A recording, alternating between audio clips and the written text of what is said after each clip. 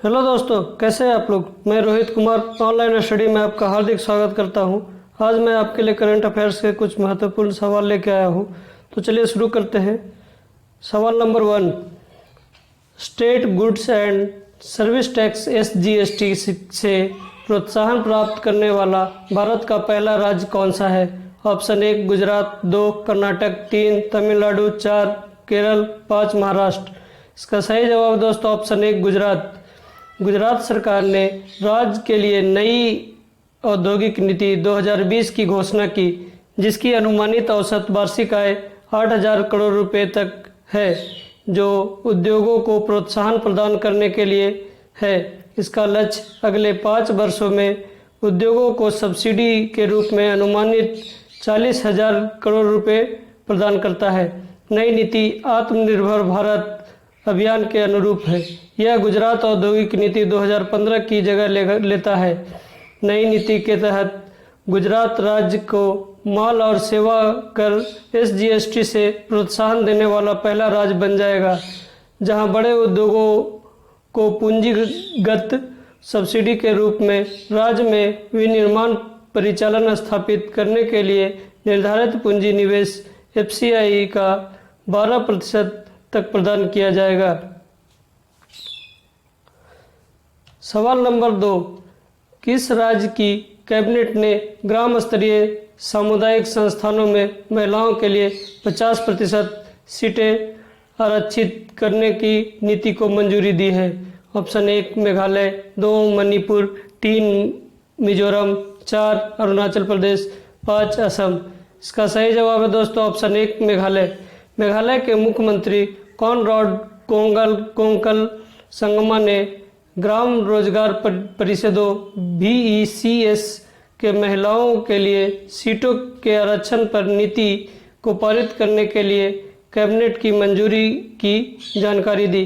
ग्राम स्तर की सामुदायिक संस्थाओं में महिलाओं के लिए 50% सीटें आरक्षित करने की नीति। यह नीति महिलाओं को उनके नेतृत्व और स्वतंत्रता का प्रयोग करने के लिए एक मंच की स्थापना करके महिला सशक्तिकरण सुनिश्चित करती है। सवाल नंबर 3, दी इंसॉल्वेंसी एवं bankruptcy board of India IBBI ने insolvency and bankruptcy board of India स्वैच्छिक परिसमापन प्रक्रिया विनिमय 2017 में हाल ही में संशोधन किया है। IBBI का मुख्यालय कहाँ स्थित है। ऑप्शन 1 मुंबई, 2 कोलकाता, 3 नई दिल्ली, 4 बेंगलुरु, 5 चेन्नई। इसका सही जवाब दोस्तों ऑप्शन 3 नई दिल्ली।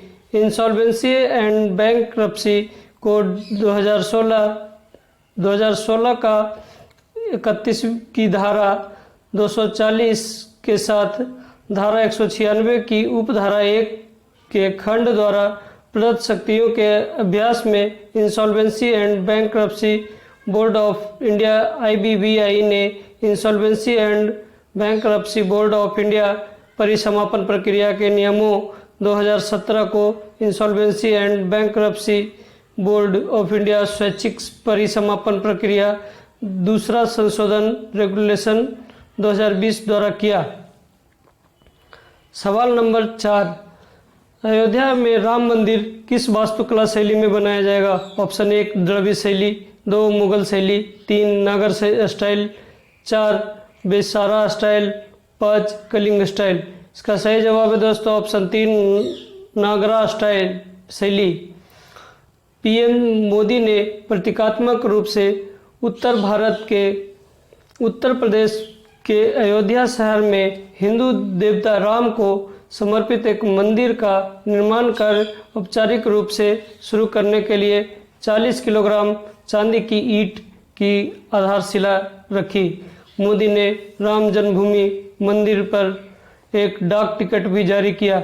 मंदिर का निर्माण नागर शैली की वास्तुकला में किया जाएगा और इसमें 2 के बजाय 5 गुंबद होंगे।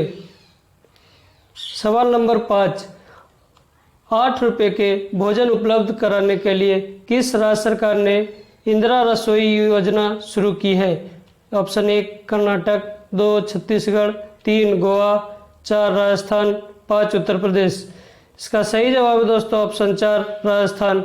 मुख्यमंत्री अशोक गहलोत ने कहा कि राजस्थान सरकार 20 अगस्त से राज्य के शहरी क्षेत्रों में इंदिरा रसोई योजना शुरू करने जा रही है, जिसमें गरीब और जरूरतमंद लोगों को मात्र 8 रुपये में पौष्टिक भोजन मिलेगा।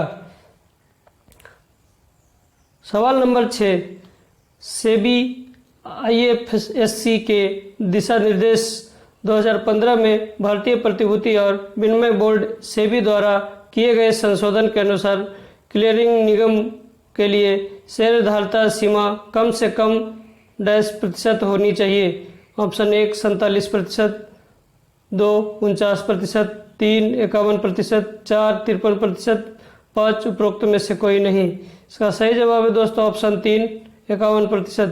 भारतीय प्रतिभूति और विनिमय बोर्ड सेबी ने सेबी अंतर्राष्ट्रीय वित्तीय सेवा केंद्र IFSC के दिशा निर्देशों 2015 के खंड 4 दूसरे संशोधन में किया, जो कि ऐसे केंद्रों में काम करने की इच्छा रखने वाले निगमों को मंजूरी देने के लिए पात्रता मानदंड और शेयरधारिता सीमा से संबंधित है। मानदंडों के तहत किसी भी मान्यता प्राप्त स्टॉक एक्सचेंज या क्लियरिंग कॉरपोरेशन ऑफ इंडिया या एक विदेशी क्षेत्राधिकार IFSC में क्लियरिंग कॉरपोरेशन की सेवा प्रदान करने के लिए एक सहायक कंपनी बनाएगी, जिसमें एसी एक्सचेंज और क्लियरिंग कॉरपोरेशन द्वारा कम से कम 51% हिस्सेदारी हो। सवाल नंबर 7, सहयोगी अनुसंधान और सूचना वितरण के लिए खाद्य सुरक्षा और मानक प्राधिकरण FSSAI के साथ समझौता ज्ञापन पर हस्ताक्षर करने वाले संगठन का नाम बताइए। Option 1 Tata institute of fundamental research TIFR, 2 वैज्ञानिक और औद्योगिक अनुसंधान परिषद CSIR, 3 भारतीय विज्ञान संस्थान IISc, 4 Jawaharlal Nehru centre for advance scientific research JNCASR, 5 Indian association of the cultivation of science IACS। इसका सही जवाब है दोस्तों ऑप्शन 2 वैज्ञानिक और औद्योगिक अनुसंधान परिषद CSIR। एक समारोह के दौरान खाद्य और पोषण के क्षेत्र में सहयोगात्मक अनुसंधान और सूचना प्रसार के लिए वैज्ञानिक और औद्योगिक अनुसंधान और भारतीय खाद्य सुरक्षा और मानक प्राधिकरण FSSAI परिषद के बीच एक समझौते पर हस्ताक्षर किए गए, जिसकी अध्यक्षता स्वास्थ्य मंत्री हर्षवर्धन ने की। सवाल नंबर 8, फ्लिपकार्ट ने हाल ही में किस राज्य की one district one product ODOP योजना के साथ समझौता ज्ञापन पर हस्ताक्षर किए। ऑप्शन 1 मध्य प्रदेश, 2 उत्तर प्रदेश, 3 गुजरात, 4 महाराष्ट्र, 5 उपरोक्त में से कोई नहीं। इसका सही जवाब है दोस्तों option 2 Uttar Pradesh. E commerce platform Flipkart ने उत्तर प्रदेश सरकार की one district one product ODOP योजना के साथ एक समझौता ज्ञापन MOU पर हस्ताक्षर किए। MOU के भाग के रूप में one district one product ODOP योजना के तहत कारीगरों, बुनकरों और शिल्पकारों को फ्लिपकार्ट समर्थ पहल में लाया जाएगा। यह साझेदारी अंडर सेवारत समुदायों और अपने विशेष उत्पादों और शिल्प को ई कॉमर्स प्लेटफॉर्म में प्रदर्शित करने में सक्षम बनाएगी। सवाल नंबर 9, गीले कपड़ों से बिजली पैदा करने के लिए गांधीवादी youth technological innovation GYTI award 2020 जीतने वाले शोधकर्ता किस IIT से हैं। Option 1 IIT Madras, 2 IIT Delhi, 3 IIT Calcutta, 4 IIT Kanpur, 5 IIT Kharagpur. इसका सही जवाब है दोस्तों ऑप्शन 5 IIT खड़गपुर। गांधीवादी young technological innovation GYTI awards 2020 को भारतीय प्रौद्योगिकी संस्थानों IIT खड़गपुर के शोधकर्ताओं के एक समूह को दिया जाता है, जो सूरज की रोशनी से सूखने के लिए गीले कपड़ों से बिजली पैदा करने के लिए एक तंत्र विकसित कर रहे हैं। कार्य नैनो पत्र में प्रकाशित किया गया है। क्षेत्र में एक उच्च प्रभाव वाली पत्रिका और नवाचार उनके द्वारा पेटेंट कराया गया है। सवाल नंबर 10, कौन सा भारतीय संगठन 10 वैश्विक संगठनों में से एक है जिसने अपने ईट राइट इंडिया आंदोलन के लिए फूड सिस्टम विजन 2050 पुरस्कार प्राप्त किया? ऑप्शन 1 कृषि और प्रसंस्कृत खाद्य उत्पाद निर्यात विकास प्राधिकरण APEDA, 2 केंद्रीय औषधि मानक नियंत्रण संगठन CDSCO, 3 भारतीय खाद्य निगम FCI, 4 भारतीय खाद्य सुरक्षा और मानक प्राधिकरण FSSAI, 5 इनमें से कोई नहीं। इसका सही जवाब है दोस्तों ऑप्शन 4 भारतीय खाद्य सुरक्षा और मानक प्राधिकरण FSSAI। भारतीय खाद्य सुरक्षा और मानक प्राधिकरण FSSAI को रॉकफेलर फाउंडेशन द्वारा खाद्य प्रणाली दृष्टि पुरस्कार के लिए 10 वैश्विक संगठनों में से एक के रूप में चुना गया था।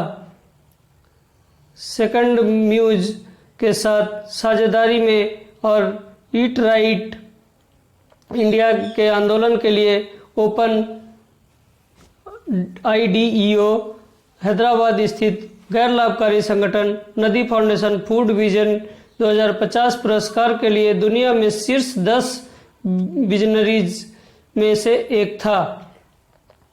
सवाल नंबर 11, केंद्रीय शिक्षा मंत्री रमेश पोखरियाल निशंक ने किस विश्वविद्यालय द्वारा आयोजित रीइमेजिनिंग एंड ट्रांसफॉर्मिंग से यूनिवर्सिटी पर वैश्विक सम्मेलन का उद्घाटन किया? ऑप्शन 1 MIT यूनिवर्सिटी, 2 बिरला प्रौद्योगिकी और विज्ञान संस्थान, 3 lovely professional university, 4 OP Jindal global university, 5 SRM institute of science and technology. इसका सही जवाब है दोस्तों option 4 OP Jindal global university. Ramesh Pokhriyal Nishank केंद्रीय शिक्षा मंत्री ने रीइमेजिनिंग एंड ट्रांसफॉर्मिंग थे यूनिवर्सिटी कोविड-19 विघटन के दौरान उसके बाद के विचारों का संगम पर वैश्विक सम्मेलन का उद्घाटन किया। इसे 6 और 7 अगस्त 2020 को OP Jindal global university JGU और international institute for higher education research and capacity building IIHED द्वारा होस्ट किया गया था।